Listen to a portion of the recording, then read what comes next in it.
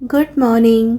দেবলিনা রোজ নাম যায় তোমাদের সবাইকে জানাই অনেক স্বাগত। তোমাদের দেবলিনা আবার একটা নতুন ভিডিও নিয়ে তোমাদের সামনে হাজির হয়ে গেছে। আজ সকালবেলায় আমার ছোট্ট সোনাটাকে নিয়ে খাওয়াতে বসিয়েছি।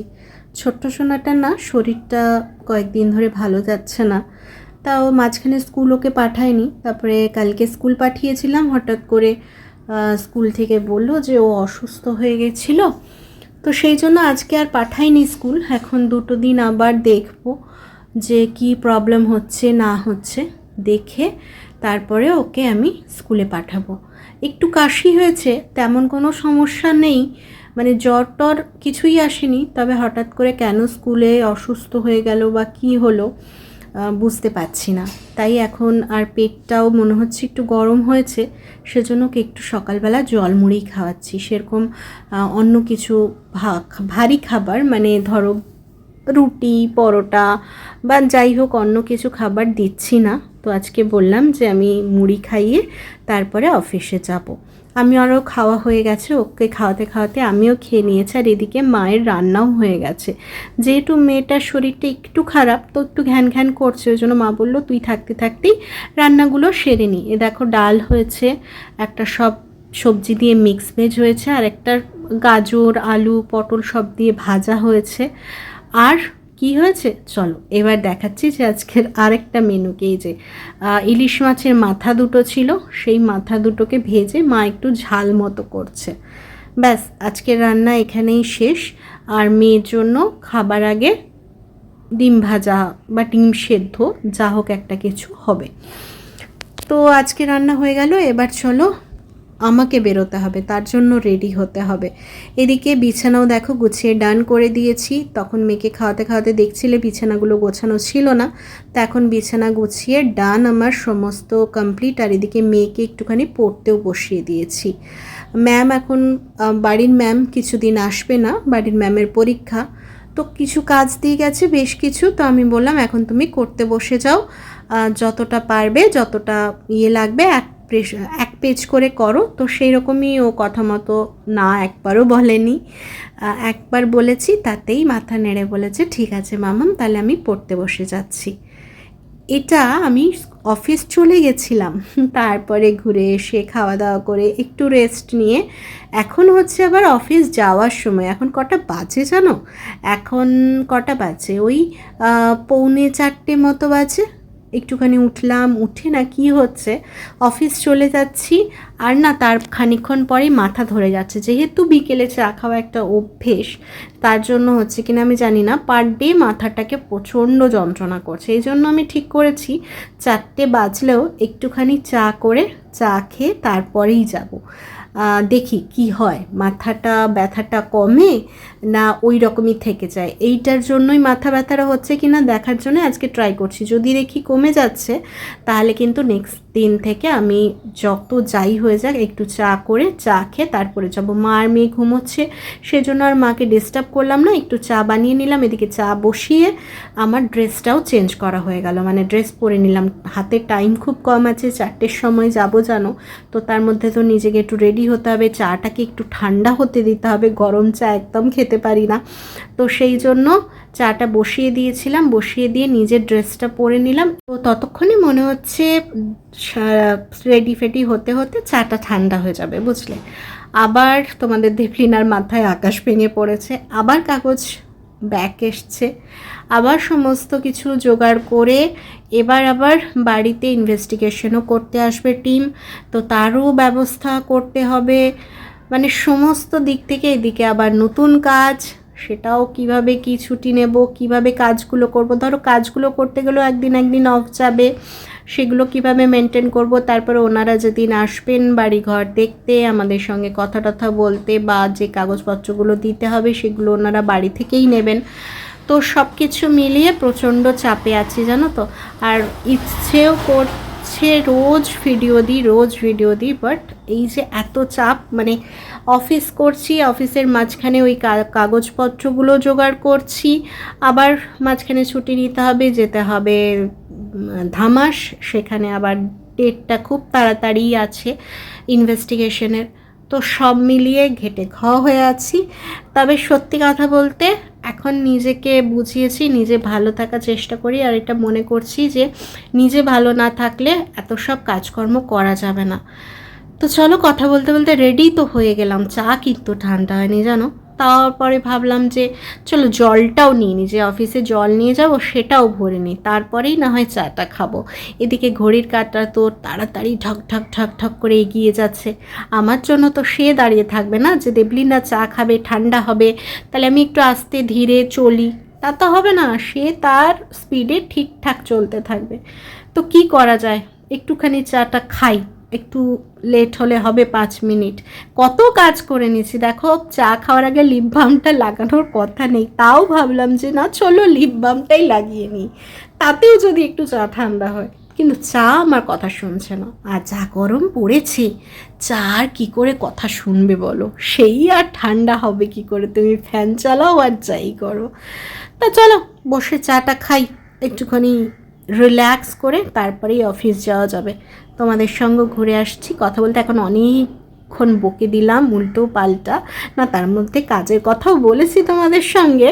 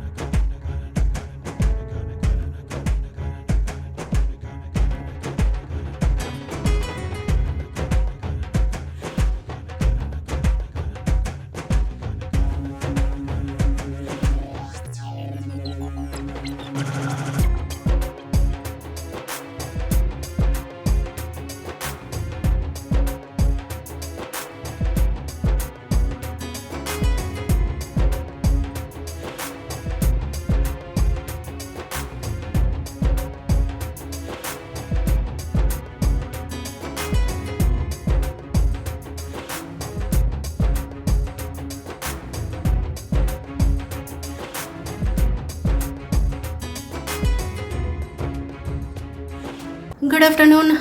চলো চাটা খাওয়া হয়ে গেছে, আমিও রেডি হয়ে গেছি, আমার ব্যাগ নেব আর বেরিয়ে যাব। আর এদিকে না পোকা চেটেছে এই চোখ থেকে, ইয়েটা প্রচণ্ড ব্যথা জানো তো, কোনো পোকা টোকা লেগে গেছে মনে হয়, প্রচণ্ড ব্যথা এই চোখটা, এই ওপর থেকে এই গালটালগুলো বুঝতে পারবে কিনা জানি না, এই দেখো এখানে লাল লাল হয়েছে, প্রচণ্ড ব্যথা। তো চলো হয়ে গেছে সময়, এবার বেরিয়ে যাই। আবার সন্ধেবেলা ফিরে তোমাদের সঙ্গে কথা হবে, কারণ অফিসে এখন আর কথা বলা যাবে না। মাসের এখন প্রথম প্রচণ্ড চাপ আছে, এখন কথা বলা যাবে না। ওই মাঝখানে সাতখানে এক আধটা রিল বানানো যেতে পারে, বাট কথা বলা যাবে না। তো আসছি, আবার পরে দেখা হবে। মেঘলা করে আছে কিন্তু প্রচণ্ড গরমও আছে, বিশ্বাস করো, মানে মারাত্মক গরম আছে। সকাল থেকে যেন মেঘলা করে আছে, অন্ধকার অন্ধকার, জানি না সন্ধে হলে বৃষ্টি নামবে কি না। আর সন্ধ্যেবেলা অফিস থেকে বেরিয়ে, মানে 8টার সময় অফিস থেকে বেরিয়ে আবার একটু বাজার যেতে হবে, কাজ আছে। বৃষ্টি নামলেই হয়ে গেছে, ইম্পর্টেন্ট কাজ, মানে যেতেই হবে আমাকে, ভিজে ভিজে হলো।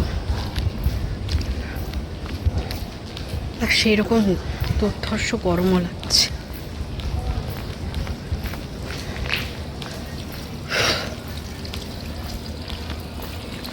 করা যাবে। গুড ইভিনিং, এখন বাড়ি ফিরে চলে এসেছি। আর বাড়ি ফিরে যেটা মোস্ট ইম্পর্টেন্ট আমার কাজ থাকে, আমার মেয়েকে দেখা। যত যাই হয়ে যাক, আমার মেয়ের কিভাবে কি পড়াশুনো চলছে না চলছে সব কিছু এই সময়টা আমাকে দেখতেই হয়।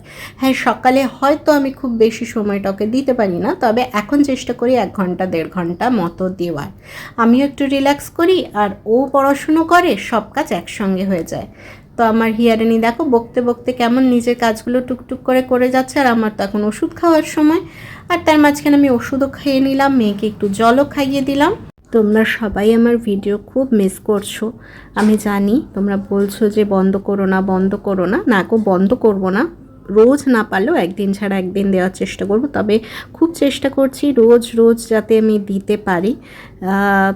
কিন্তু পেরে উঠছি না, তবে চেষ্টা করে যাচ্ছি। তবে একদম বন্ধ করে দেবো না ভিডিও দেওয়া, এটুকু কথা দিলাম যে দেবলিনা একদম বন্ধ করে দেবে না।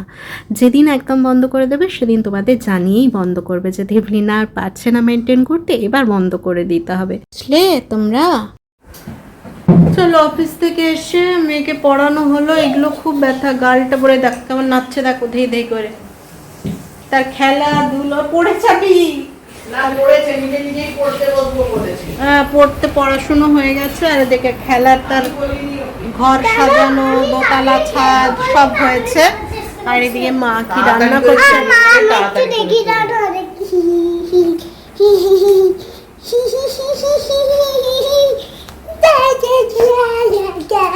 দাঁড়া, আমি দেখি আসি আজকে রাত্রের মেনুটা কি হচ্ছে।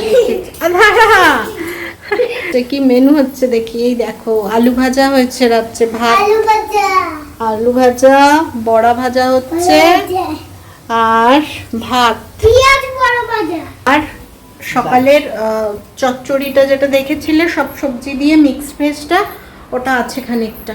কাল তো থাকবো না। আর ডাল আছে, বেটুর হয়ে যাবে ডাল, আলু ভাজা। দাঁড়া আস্তে আস্তে, কাল ধামাস যাবো, তো ওই জন্য সকাল সকাল বেরোবো, তাড়াতাড়ি খেয়ে দেয় এখন শুয়ে পড়বো, ঘুমিয়ে পড়বো। হ্যাঁ, সকাল সকাল বলো, কি বলবে তুমি বলো। আমায় বলবে কিন্তু কি বলবো?